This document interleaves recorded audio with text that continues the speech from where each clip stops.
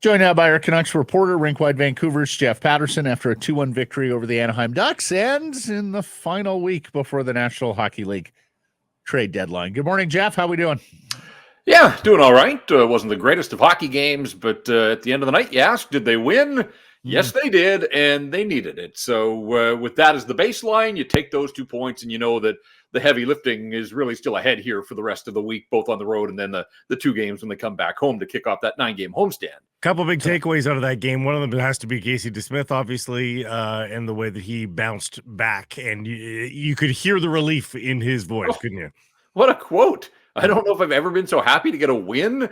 We're talking about Anaheim on a Sunday night early in March, but like he's not wrong either. That, you know, for him personally, he had to sleep on that Minnesota disaster for a couple of weeks, and not pinning it all on him, but ultimately that one went on his record. And anytime you give up 8 and the team gives up 10, that's not a good look. And he had 1 win since Christmas, and he had seen third period leads get away, not just in Minnesota, but the road game in Detroit, the game in Columbus at the end of that 7-game road trip in January. And so to take a 2-1 lead to the third period, I thought the Canucks played better in the third. I thought their first was their best period, and then there was a little bit of a lull. And I thought the playing field was pretty even in the second. Even if the Ducks didn't generate a ton of shots, I thought they spent a fair bit of time in the Canucks zone. And then I thought the Canucks helped DeSmith out better in that third period again. Would he have liked a couple more goals to stretch the lead? Sure, but that wasn't the way it went down. And so he had to make some stops along the way. And he's a likable guy. I know that his teammates certainly have his back. And it wasn't just him expressing that sentiment. I think some of the players and even the coach recognized that, you know, some wins are better than others along the way, and this was one that Vasily DeSmith had to have. Nils Hoglander scores his 19th goal. Of course, they're all at even strength this year. He gets so little power play time. Jeff, do you think he's free and clear of the trade block? He's on such a great contract and under club control for next year. Could you see any scenario whereby the Vancouver Canucks move him this week? Do you think he's free and clear of any kind of trade speculation? I do now. I know that teams have called on him at times this season, and why wouldn't you? I mean, a young player who, you know, and I looked this up last week when he hit his 200th game in the NHL, but only 6 players from his draft class have played more than he has, and they were all top 10 guys. And so he's cemented himself as a National Hockey Leaguer. This is a guy that obviously had professional experience in Sweden before he arrived here in that all-Canadian division. And yeah, it's been twists and turns along the way, but that year down in Abbotsford and the reinforcements of going down there and working on his defensive game and away from the puck and all those kinds of things. Look at him now and playing alongside Elias Pettersson and up to 19 goals, as you said. I mean, there's 19 games to go. 25 should absolutely be his target now. And I think that'll be aided when Elias Pettersson kind of gets back into the groove here and starts to play the way that he can and produce the way that he can. And you know, maybe there's a power play goal in there for Höglander, or is that crazy talk at this stage? Who knows? But whatever the case, yeah. Like, and I thought it was interesting. Like Rick Tocchet with nothing but love for him, but even in that post game last night, you know, made a point of underscoring that, you know, there weren't many turnovers in his. Like that seemed to impress the coach as much as the early goal, the hustle, the energy, all that kind of stuff that you want from him, but there are 2 ends of the ice, and clearly Tocchet recognizing that, you know, his play away from the puck last night passed all the tests as well. Yeah, well, that's it. It's you know, the goal scoring is one thing, but it's the defensive zone coverage, the turnovers, making sure the defensive details are there that I think are the key to Höglander, not only, you know, moving up as he has in the pecking order this season, but also getting himself free and clear of any kind of trade speculation this week. Our first time seeing Vasily Podkolzin in a year, Jeff. What did you think of the Russian on his comeback trail? Yeah, honestly, guys, I was surprised that they plugged him in only because he wasn't here on Saturday when they skated and practiced at Rogers Arena and then flew. And, you know, he's played in the NHL, so maybe that helps make his return to the big leagues a little easier. I just kind of thought that they would go with the same lineup that they practiced with and then, you know, let him be around the team, get a practice in, and, you know, his body type and his game would suit games against Los Angeles and Vegas and on to Winnipeg if he's around, you know. But hey, I had no issues with them. When you think of the players that he's replaced in the lineup or the guys that have had opportunities and haven't made the most of them, why not? And I was just so happy to see him. He looked comfortable and confident. And again, I think that speaks to the fact that this wasn't his NHL debut. He has seen the bright lights. But, there was a lot to like in his game. I thought down low, controlling the play, board battles, had a nice little setup to Brock Besser in the middle of a line change in the first period where he just kind of laid the puck off, and Besser had a pretty good shot there. But that line with Garland and Lindholm, they did a lot of good things, spent most of their night in the offensive end. The one thing I want to see, and I think it'll come in time, I do want to see him more of a physical force where he's, really leaving his stamp on a hockey game. Wasn't credited with a hit in the game last night, and I get that hits can be a nebulous concept, and but I still think that there is room for him. Again, he's got that pro size, and I think as long as he's comfortable, that first game, you're probably in your own head a little bit. Some of the things that we just talked about with Höglander, you don't want to get on the wrong side of the coach. This is your opportunity, and so I think he tried to play within himself.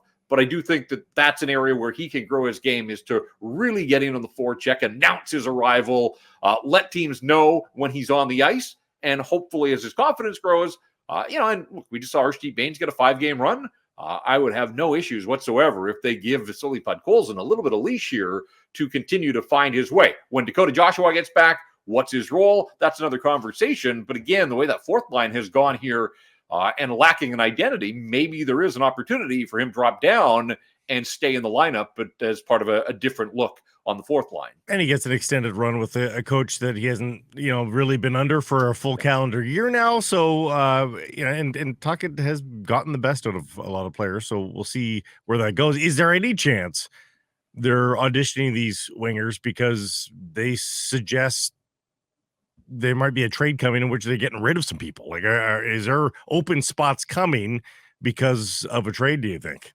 I think in the week leading to the trade deadline, when you're a team that has announced its intentions of going far in the playoffs, that everything's on the table. Mm-hmm. I have no intel that this is showcasing more than it is, trying to send some messages internally that the guys on the fourth line haven't been good enough.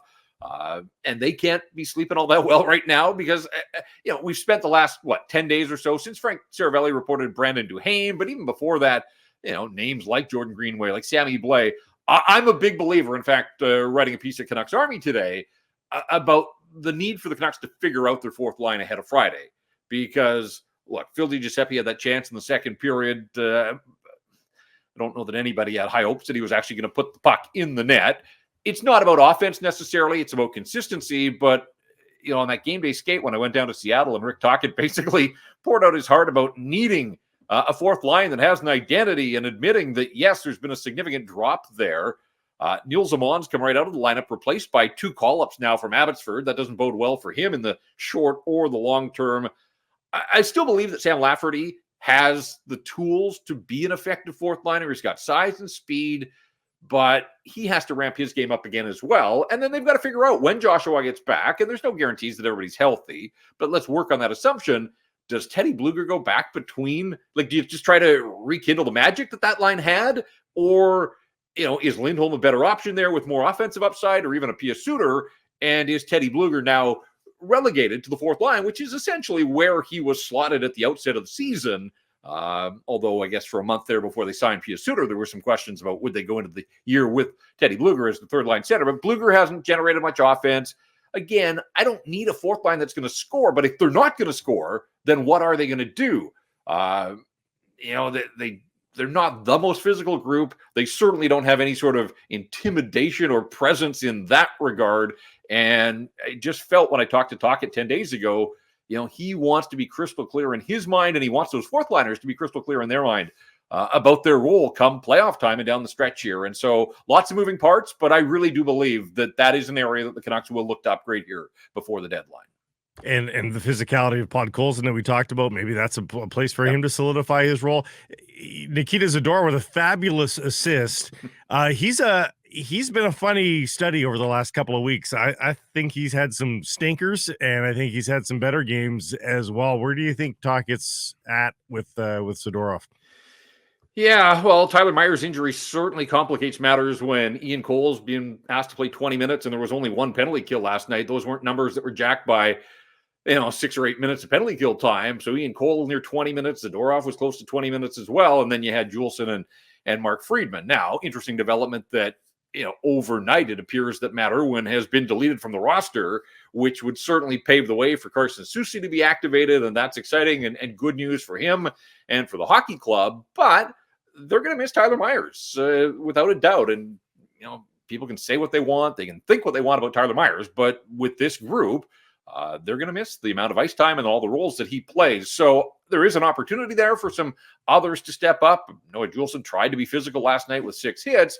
And you're right. Like, you don't think of Nikita Zadorov necessarily as a playmaker, but I love that sequence. JT Miller drawing a couple of guys to the middle of the ice, so it opened up space there on the right side, and then Zadorov slots that pass through to Connor Garland. So a really nice sequence on what turns out to be the game-winning goal. But I just think, like, you look at the ice time, and that's the easiest way to determine what coaching staffs ultimately think of players. And Nikita Zadorov, for the most part, when they have had 4 or 5 guys ahead of him in the lineup, he's basically been used as a third pairing guy. And so he has his moments without a doubt, and he certainly brings that physical element. And I think that will pay off come playoff time. But in the minds of the coaching staff, I think they've got guys that they feel are just better defensively ahead of them.